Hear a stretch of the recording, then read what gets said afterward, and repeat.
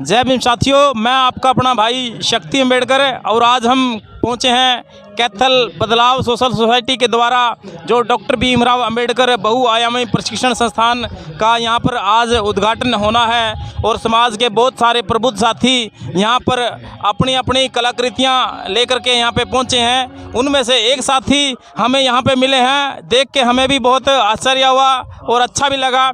हम उनसे बात करना चाहेंगे। हाँ जी सर, नमस्कार, क्या नाम आपका? जी, मैं चंदीराम बोध नरवाना से।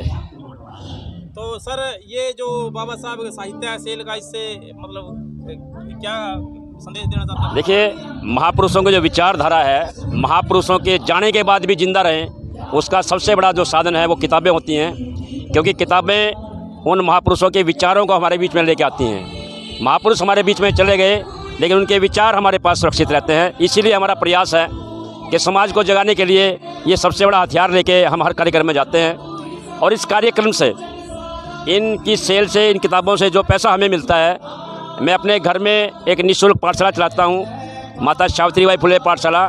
उसमें करीब 100 बच्चे हमारे पास बिल्कुल निःशुल्क पढ़ते हैं। उन बच्चों को कॉपी किताबें भी हम बिल्कुल निःशुल्क देते हैं। तो आपकी पाठशाला की अब तक की उपलब्धि क्या है? तो समाज को मतलब किस तरह के बच्चे आपने तैयार किए हैं, कैसा उनको संदेश दिया, कैसा उनको पढ़ाया लिखाया? देखिए, सबसे पहले तो हमारी पाठशाला के अंदर जाति और धर्म की कोई विशेष बात नहीं होती। हमारे यहाँ पर भारत के संविधान के अनुरूप जो भी बच्चा पढ़ना चाहता है वो बच्चा आता है। और उन बच्चों की अगर बातें करें तो पूरे हरियाणा का ऐसा कोई भी जिला नहीं होगा जहाँ इन बच्चों ने जाके महापुरुषों के विचारों को आगे नहीं बढ़ाया। वो हर जगह जाके महापुरुषों के विचारों को बढ़ाते हैं। इसके अलावा ये सभी बच्चे जब इनका रिजल्ट देखेंगे, पढ़ाई का रिजल्ट देखेंगे, पढ़ाई के अंदर भी अपने क्लासों में अव्वल रहते हैं। आपके साथ मुझे 2 बच्चे भी नजर आ रहे हैं। क्या ये आपके अपने बच्चे हैं जो बुद्ध की वेश बनाए हैं, बाबा साहब की वेश बनाए और हाथ में संविधान भी लिए हुए हैं? तो ये हमारी पाठशाला के स्टूडेंट हैं और अभी हम इस कार्यक्रम में एक बहुत शानदार आइटम दिखाएंगे जो बिल्कुल अलग से हटके होगी कि महापुरुष जाने के बाद उनके विचारों को जिंदा कैसे रखा जाए। किताबों के ऊपर हमने एक बहुत अच्छा नाटक तैयार किया है। किताबें क्या हैं और किताबें क्या हमें दे सकती हैं, उसकी प्रस्तुति हम बहुत जल्दी यहाँ पे दिखाएंगे।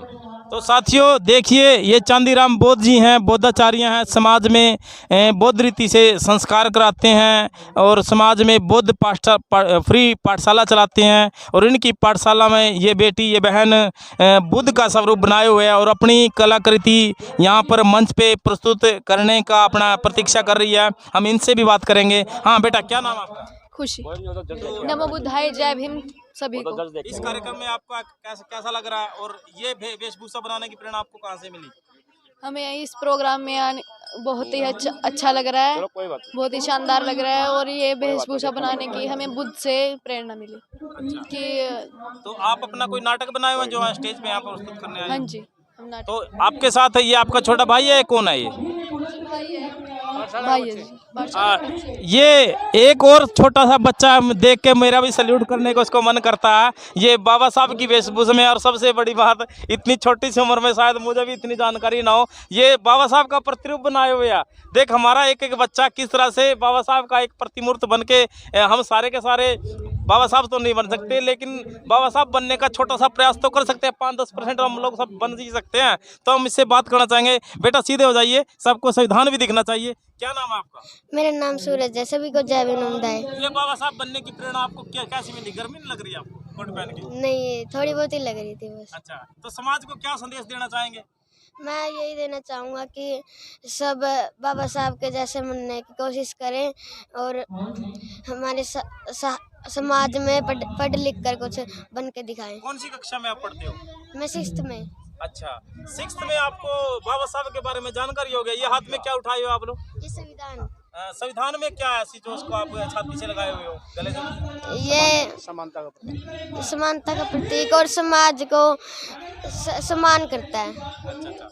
देखिए, ये 6ठी क्लास का बच्चा है और कितना अपने समाज और अधिकारों को लेके एक्टिव है कि शायद इतना तो मैं भी ना हूँ। और इतनी सी उम्र में, कल तक जब ये मेरी उम्र में आ गया, मुझसे बड़ा होगा, मेरी से उम्र में जाएगा, तो ये कितना क्रांतिकारी होगा, कितना अग्रेसिव होगा, कितनी इसके अंदर समाज का भला करने की, समाज का अच्छा करने की इसके अंदर एक ज्वाला भड़की होगी। और इसी कड़ी में हमारे साथ एक और शख्सियत मौजूद है, हरियाणा की मिशनरी गायिका के पिताजी आदरणीय श्रीमान सूरजभान जी।